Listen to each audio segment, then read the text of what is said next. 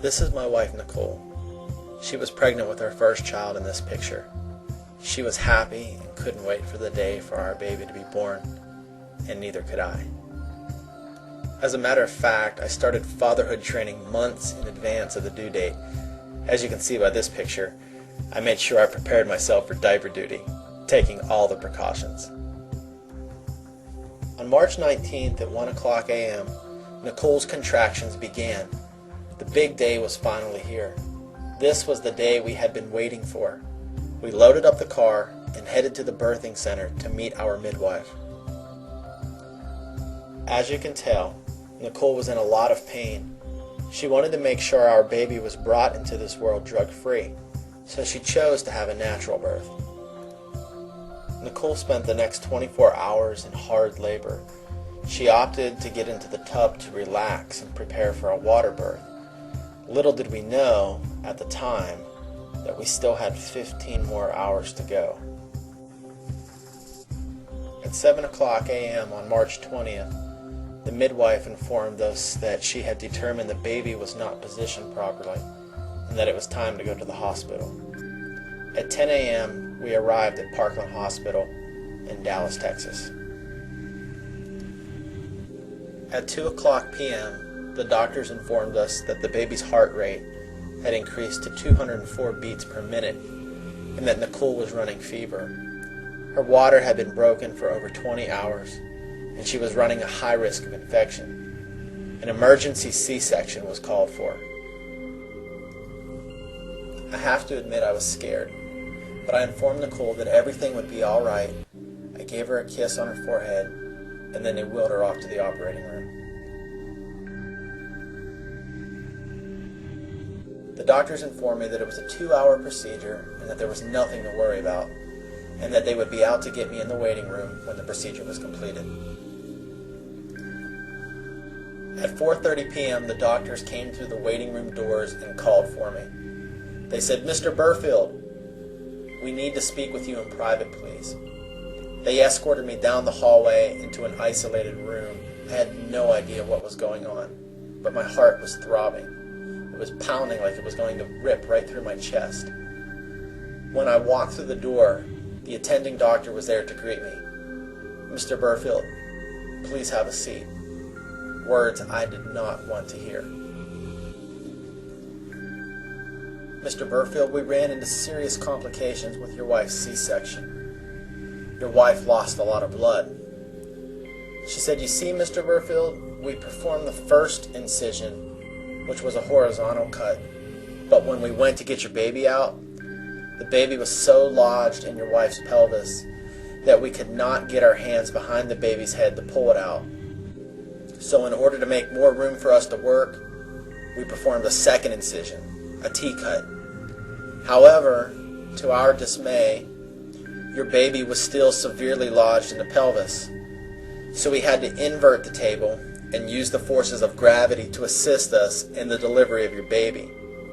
One person was not strong enough to dislodge the baby, so it actually took 2 doctors pulling on your baby to dislodge it. We finally got the baby out, but when we got the baby out, your baby wasn't breathing. It took us 2 minutes and 41 seconds to resuscitate your baby. However, your baby is severely bruised. The arch of the left foot is turned out due to positioning.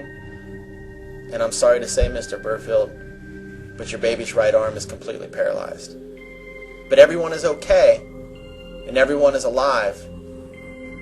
And you're the father of a baby girl, Bailey Caroline Burfield." As you can imagine, I broke down in tears. Bailey was placed in the NICU immediately following her birth. You can see the severe bruising on her little neck. The muscle strain would later be diagnosed as torticollis, as you can see in later pictures. It broke my heart to see her like this. She's so precious, and I just wanted to take her and Nicole home. My first phone call was to my friend Ken, who was a chiropractor and my business partner. I explained to him what had happened, and he agreed to meet us at the hospital to give Bailey her first adjustment. Within 3 hours of her first adjustment, she started to move her right arm. Within 2 days, she had regained full function. The doctors said it was a miracle. I told them, "You're right. It's chiropractic. The power that made the mind, body, and spirit heals the mind, body, and spirit." This would prove to be the second of 4 miracles that Bailey would experience. The first being the regaining of her breath. The second, overcoming the paralysis of her right arm. The third would be torticollis. I eventually scheduled an appointment with Dr. Christine Hyman. She has a pediatric practice here in Dallas and has adjusted many children with torticollis. I wanted someone who was familiar with this type of case, and she came highly recommended. Over the course of the next 12 months, Bailey was seen once a week at Dr. Hyman's office, and within 8 months, we saw a dramatic difference in her head tilt. Within the year, you couldn't even tell she had a problem. Over that period of time, there were days and nights that Bailey would just cry and cry, and I knew that it was because she was in pain. The first 6 months were tough. You can see by these pictures how bad her torticollis was.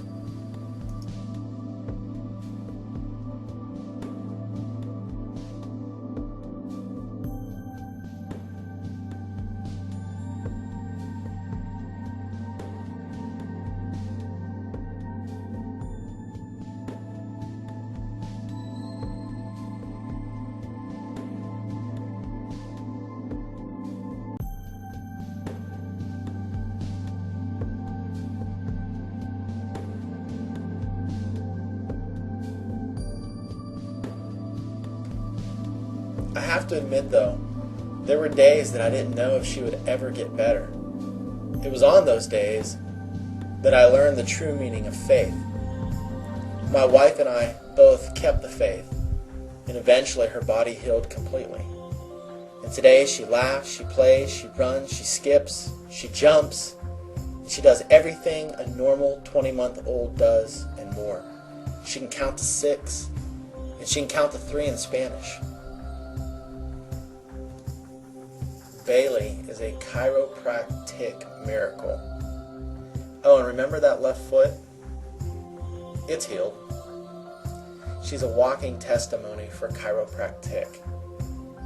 And it is her and her alone that gives me a reason every day to wake up and gives me strength to go out there and tell the world about chiropractic.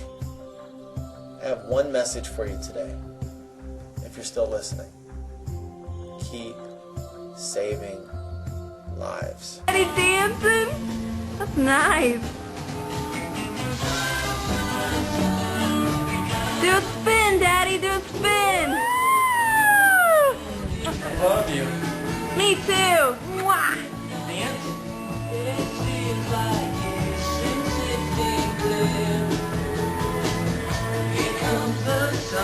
Get on your tippy toes.